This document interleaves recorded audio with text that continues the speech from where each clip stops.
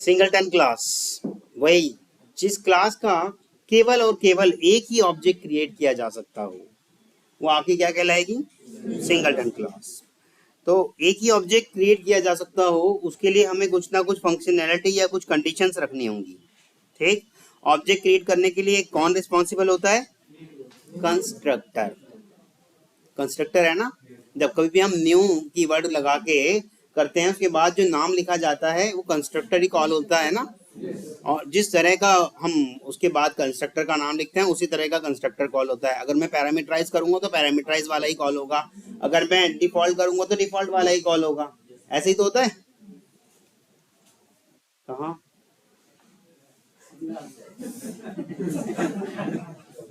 लग रहा है कहीं और हो। ठीक है, लग रहा था मुझे। तो पैरामीटर वाला अगर मैं कॉल करूंगा तो पैरामीटर वाला ही कॉल होगा, अगर मैं डिफॉल्ट वाला कॉल करूंगा तो डिफॉल्ट वाला होगा। सीधे आप देखिएगा, उस पर कंट्रोल बटन दबा के क्लिक करते हो उसी न्यू के बराबर में जो भी आपने लिखा, तो आप देखिएगा ठीक उसी कंस्ट्रक्टर के पास जाएगा जो आपने उसे कॉल करने के लिए कहा है। ठीक। For any Java class, we are allowed to create only one object. Such type of class is said to be singleton class. आपके Java Deep Learning ऐप में as it is लिखा है, इसको आपको याद कर लेना चाहिए क्योंकि एक डेफिनेशन भी आपके पास होनी चाहिए। ठीक है। जब कभी इंटरव्यूअर को आप बताओगे, अगर नहीं भी याद आ रही उसमें भी घबराने वाली बात नहीं है, आप जैसा आ रहा है वैसा भी बता सकते हो। मतलब इतना तो याद ही आ रहा होगा कि we can create only one object. That type of class is known as singleton class. In singleton class we are creating a private constructor. इतना भी याद आ गया अगर आपको, ये भी बता देना, लेकिन ये मत सोचना मुझे डेफिनेशन याद नहीं आ रही तो ना बताऊं। उससे तो बहुत अच्छा है कि आपने बता दिया और एग्जैक्ट वो चीजें बता दी जो वो सुनना चाहता है, उसे कोई फर्क नहीं पड़ता डेफिनेशन। अगर हाँ डेफिनेशन भी याद रह जाए तो और अच्छा है। ठीक। तो चलो इसी क्लास का, जैसे मैंने सैंपल क्लास बना रखी है, इसी का हम बना लेते हैं एक सिंगलटन। ठीक। ठीक है। ये सैंपल का अगर मैं कंस्ट्रक्टर की बात करता हूं तो मेरे सैंपल क्लास का कंस्ट्रक्टर इसी तरह से बनेगा, है ना। ठीक इसी तरह से बनेगा। और मैं इसका ये पब्लिक अगर हटा दूं और इसको प्राइवेट कर दूं तो ये कंस्ट्रक्टर अब बाहर जाके कोई ऑब्जेक्ट नहीं बना पाएगा। क्लियर है। इस कंस्ट्रक्टर का बाहर जाके कोई ऑब्जेक्ट नहीं बन सकता। अब हम इस कंस्ट्रक्टर को यूज कैसे करेंगे? ठीक। उसके लिए हमें चाहिए एक वेरिएबल, वो भी प्राइवेट रहेगा, क्योंकि मैंने आपको बताया था कि जब जब हम इनकैप्सुलेशन की बात करते हैं, ठीक, तो इनकैप्सुलेशन कैसे अचीव करते हैं हम? इनकैप्सुलेशन दो तरीके से आप अचीव कर सकते हो, एब्स्ट्रैक्शन और डेटा हाइडिंग। डेटा हाइडिंग हम कैसे करते थे? With the help of private keyword. ठीक। और टाइटली इनकैप्सुलेटेड क्लास किसे कहते थे आप? if each and every member of that particular class is private, that class is known as tightly encapsulated class। ऐसा ही कहते थे। पर मैंने आपको बताया था कि tightly encapsulated class का हम कहीं भी यूज नहीं करेंगे, क्योंकि tightly encapsulated class अगर हमने बना भी दी तो उसको हम यूज कैसे करें? इंटरनली कर लेंगे, इंटरनली कर लेंगे। और ईच एंड एवरीथिंग प्राइवेट है ही, पर हाँ बहुत सारी जगह हैं, बहुत सारी जगह जहां पर आप उसे यूज करोगे, वो आपके जब फ्रेमवर्क डिजाइन कर रहे होंगे अपनी कंपनी में जाके, तब आपको अपनी खुद की नीड जरूरतें पता चलेंगी। जैसे कि मान लो आपके पास फ्रेमवर्क डिजाइन आपको करना है, मैथमेटिकल कैलकुलेशन से रिलेटेड आपके प्रोजेक्ट से हैं और उससे रिलेटेड आपको करना है। आपको उसके अंदर पाई की वैल्यू यूज करनी है। क्या होती है पाई की वैल्यू? 3.141। कोई भी 22/7 कहने की चेष्टा ना करे, तो उसे पॉइंट में ही बताना चाहिए। ठीक। 3.141 के अलावा तो कहीं नहीं कुछ नहीं होती ना। तो मैं चाहता हूँ ये चेंज भी ना हो, और जब कभी भी मैं अपनी इस क्लास का ऑब्जेक्ट बनाऊं तो वो value as it is use हो जाए। ठीक। वो value as it is use हो जाए और मैं उन वैल्यू को कंस्ट्रक्टर के थ्रू कॉल कराऊंगा, बस दैट्स इट। क्लियर है। कंस्ट्रक्टर मेरा पब्लिक रहेगा, ठीक, या कंस्ट्रक्टर मेरा प्राइवेट। देखो कुछ ना कुछ तो करना पड़ेगा, उसके अंदर एक लूप होल छोड़ना पड़ेगा। पब्लिक बाहर लेके कैसे जाओगे? या वो कंस्ट्रक्टर को पब्लिक करोगे या कंस्ट्रक्टर के बिहाफ पे किसी मेथड को पब्लिक करोगे, जो मैं अभी यहाँ करने वाला हूँ। ठीक। तो वही मैं वेरिएबल यहाँ बना रहा हूँ, प्राइवेट स्टैटिक। मान लो मैंने वेरिएबल का नाम रख देते हैं, इस ऑब्जेक्ट रख देते हैं। ठीक ठीक, इस ऑब्जेक्ट रख दिया, इस ऑब्जेक्ट, और इसका टाइप भी रखते हैं क्या, अपना यही क्लास का सैंपल क्लास। सैंपल क्लास का ये रेफरेंस वेरिएबल को मैंने कर दिया नल। वैसे अगर नहीं भी करता तो आपको मालूम है स्टैटिक है और ग्लोबल है, बाय डिफॉल्ट नल रहता ही। ठीक, इसको मैंने कर दिया नल। ठीक, और यहाँ कंस्ट्रक्टर मेरा ये है ही। इस कंस्ट्रक्टर के अंदर मैं अपना पीस ऑफ कोड करा सकता हूँ जो भी मेरा मन करे। अभी मैं कुछ नहीं करा रहा हूँ, लेकिन जब जब आपकी जरूरत रहेगी वो आप अपना लाइन ऑफ कोड इसमें लिख सकते हो। ठीक, बात करते हैं कि इसको यूज कैसे किया जाए। कुछ ना कुछ तो लूप होल छोड़ना पड़ेगा, सारी चीजें प्राइवेट कर दोगे तो बाहर कैसे इस्तेमाल करोगे। तो एक मेथड बना लेते हैं स्टैटिक, उस मेथड की टाइप भी यही रखते हैं सैंपल क्लास। ये तो आपको मालूम है ना, वही टाइप रख सकते हैं, प्रिमिटिव नॉन प्रिमिटिव, पता है ना। ठीक है, ये कौन सा है, प्रिमिटिव है नॉन प्रिमिटिव है, नॉन प्रिमिटिव। मान लो मैंने गेट ऑब्जेक्ट नाम से एक मेथड बना दिया और इसको मैं करना चाहता हूं क्या, पब्लिक। अब मैं यहाँ से इससे कह रहा हूँ, कुछ कंडीशंस डाल रहा हूँ इसके अंदर। वैसे तो डायरेक्ट ये रिटर्न नल करा सकता था या इसका ऑब्जेक्ट भी रिटर्न करा सकता था, लेकिन मैं ये नहीं करा रहा हूँ। ठीक, ये मैं नहीं करा रहा हूँ, मैं किसी कंडीशन के बेस पे कराऊंगा। जो भी चीज कराऊंगा किसी कंडीशन के बेस पे कराऊंगा, तभी तो वो एक ऑब्जेक्ट बन। अभी तक कैसे, अभी तो पता ही नहीं चलता कि ऑब्जेक्ट बन भी पाएगा या नहीं बन पाएगा, है ना। मैंने चेक कराया इफ कंडीशन के अंदर कि मेरा जो इज ओबीजे क्या मेरा ये नल के बराबर है। अगर है, अगर ये नल है सच में, तो क्या कर दे, क्या कर दे, इज ओबीजे को कर दे is equal to new sample class. बन गया यहाँ इसका ऑब्जेक्ट, यहाँ इसका ऑब्जेक्ट बन गया। ठीक, अब आगे करते हैं। ठीक, आगे करते हैं, चाहो तो डायरेक्ट रिटर्न भी करा दो, चाहो तो डायरेक्ट बाहर आके रिटर्न करा दो इज ओबीजे को, दैट्स इट। अब आपका ये प्रोग्राम पूरा का पूरा बन गया है। अब आप इससे ज्यादा उसके ऑब्जेक्ट नहीं बना सकते। किसी और क्लास में अगर आप जा करके बनाएंगे तो, चलो यहीं के एक क्लास और बना के हाथ के हाथ दिखा भी देता हूँ। पब्लिक नहीं हो सकता, एक क्लास वैसे नॉर्मल बना लेते हैं, क्लास ABC, और इस क्लास का मेन मेथड है, ये लो मेन मेथड हो गया। यहाँ हम बनाना चाह रहे हैं क्या, स्टैटिक नाम का है ये, क्या है ये मेरा गेट ऑब्जेक्ट, क्योंकि डायरेक्ट तो मैं ऑब्जेक्ट बना ही नहीं सकता, बनाने की कोशिश भी करूंगा तो मना कर देगा। न्यू सैंपल करके है ही नहीं, लिख भी देता हूँ चलो सैंपल क्लास, तो वो मना कर देगा कि भाई उसका बनाया ही नहीं जा सकता ऐसे डायरेक्टली। ठीक, क्योंकि उसका कंस्ट्रक्टर क्या है, प्राइवेट है, तो ऐसे तो हम बना नहीं सकते। पर गेट ओबीजे तो यूज किया जा सकता है, गेट ओबीजे यूज किया जा सकता है। गेट, हाँ वो कर रहा हूँ, मेरी क्लास का नाम क्या है, sample class dot gate OBJ. ठीक, ये मैंने किया, गेट ओबीजे करके मैंने इसको कर लिया। इसको मैं चाहूँ तो प्रिंट करा के देख लेता हूँ एक बार, कंट्रोल C, और ये कर लिया। फिर दोबारा बनाने की कोशिश करते हैं, कंट्रोल C। ठीक, फिर दोबारा बनाने की कोशिश करते हैं। आपको पता है जैसे ही गेट ओबीजे के पास जाएगा, देखो मैं पहुंचा रहा हूँ इसको गेट ओबीजे के पास, जैसे इसके पास जाएगा चेक करेगा क्या मेरा इस ओबीजे ये वाला वेरिएबल क्या मेरा ये नल है, हाँ है, नल है, और आते ही बना देगा ऑब्जेक्ट, बना दिया ऑब्जेक्ट। अब यानी कि ऑब्जेक्ट बन चुका, इस ओबीजे के पास अब नल नहीं रहा, अब इस ओबीजे के पास नल नहीं रहा, क्या आ गया इसके पास, ऑब्जेक्ट आ गया। ठीक, फिर से मैंने अगली लाइन में एक और बनाने की कोशिश करी, ये आया इसके पास, क्योंकि वो स्टैटिक है, सिंगल कॉपी होगी मेमोरी में, आपको पता है।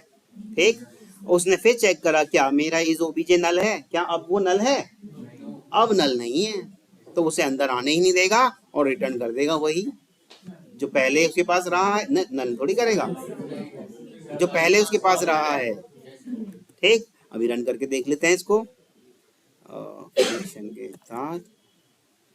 ये पूछ रहा है कौन सी क्लास रन करनी है, मुझे यही वाली करनी है, मैंने इसको रन कर दिया।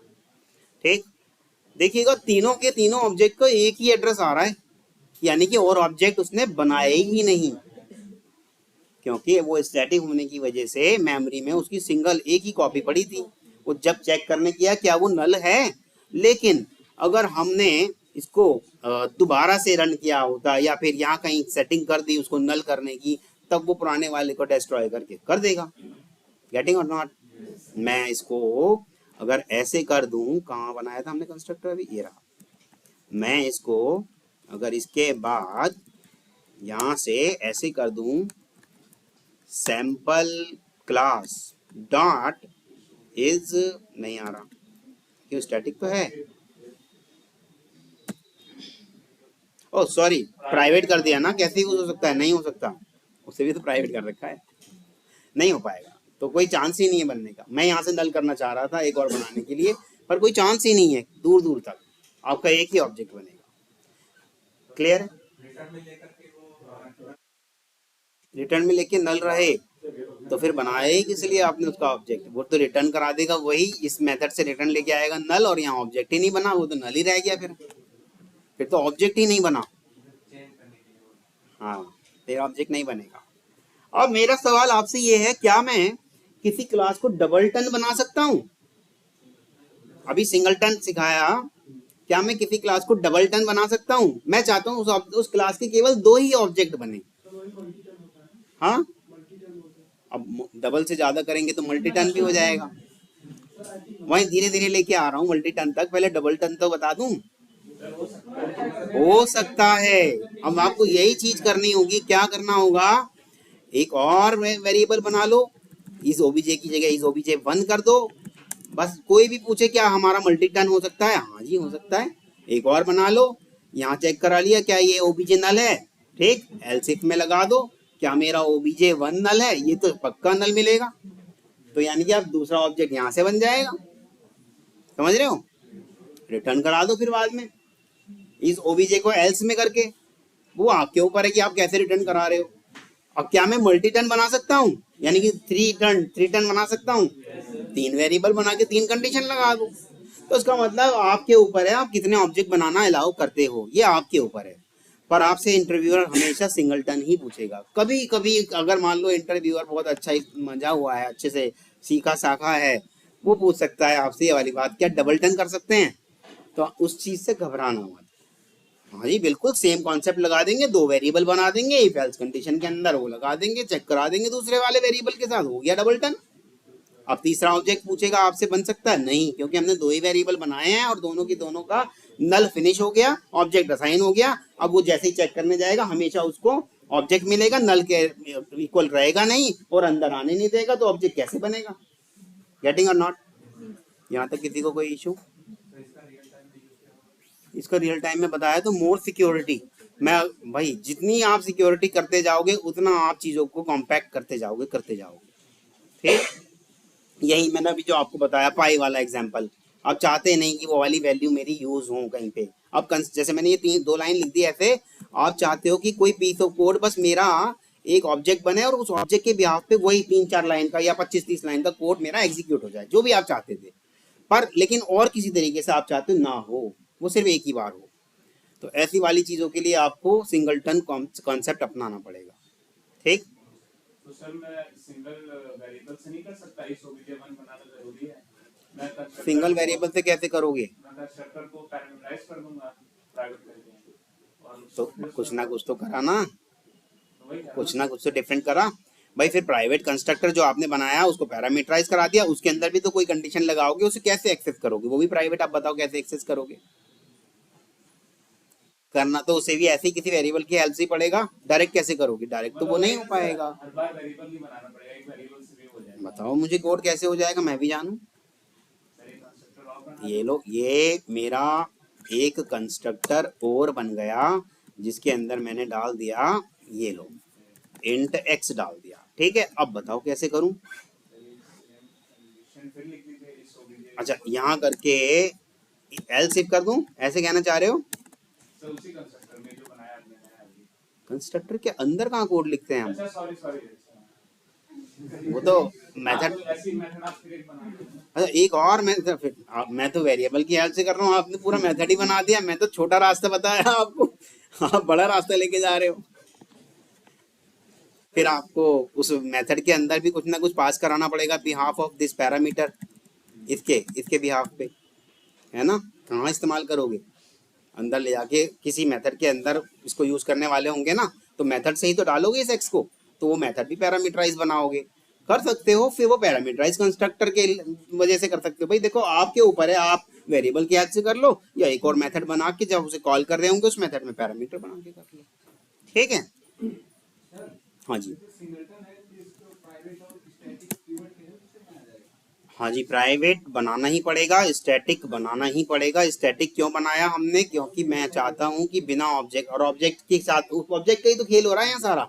मैं चाहता हूँ सिर्फ ऑब्जेक्ट एक ही बने, और तभी तो हमने उस वेरिएबल को स्टैटिक करा। मैं अगर स्टैटिक नहीं करता, एक मजबूरन मुझे फिर एक और ऑब्जेक्ट बनाना पड़ता, इनडायरेक्टली मेरा एक ऑब्जेक्ट बनाने के चक्कर में इंटरनली एक और बन चुका होता, है ना।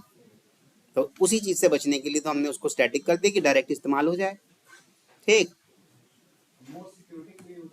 हाँ, इसका यूज हमेशा मोर सिक्योरिटी रहेगा, ठीक। और एक्सप्लेनेशन मांगता है तो एक्सप्लेनेशन भी आप दे सकते हो।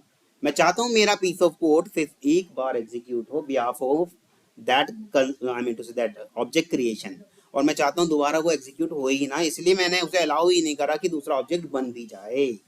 नींद आ रही है मंगेश?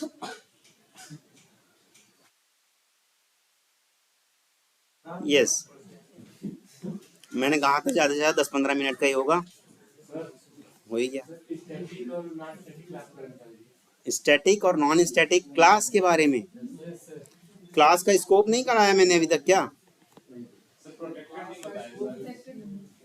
ये तो हम कर, मेन क्लास को हम प्रोटेक्टेड नहीं कर सकते, और हम जो करेंगे प्रोटेक्टेड या प्राइवेट वो इनर क्लास को करते हैं, और इनर क्लास का हमारे टेस्टिंग जगत में कहीं इस्तेमाल हम नहीं करने वाले। फ्रेमवर्क भी हम मेन क्लास के ऊपर बनाते हैं, ठीक है। करने को मैं यहाँ इनर क्लास बनाने को बहुत सारी बना के दिखा दूँ, उसके अंदर भी और बना दूँ, फिर उसके ऑब्जेक्ट के बिहाफ पे इन करके कॉल करा दूँ। फायदा क्या है आपको इन सब चीज़ों में बिजी करने का, जब कोई पूछने वाला नहीं, कोई काम में भी नहीं आने वाला, फायदा क्या है।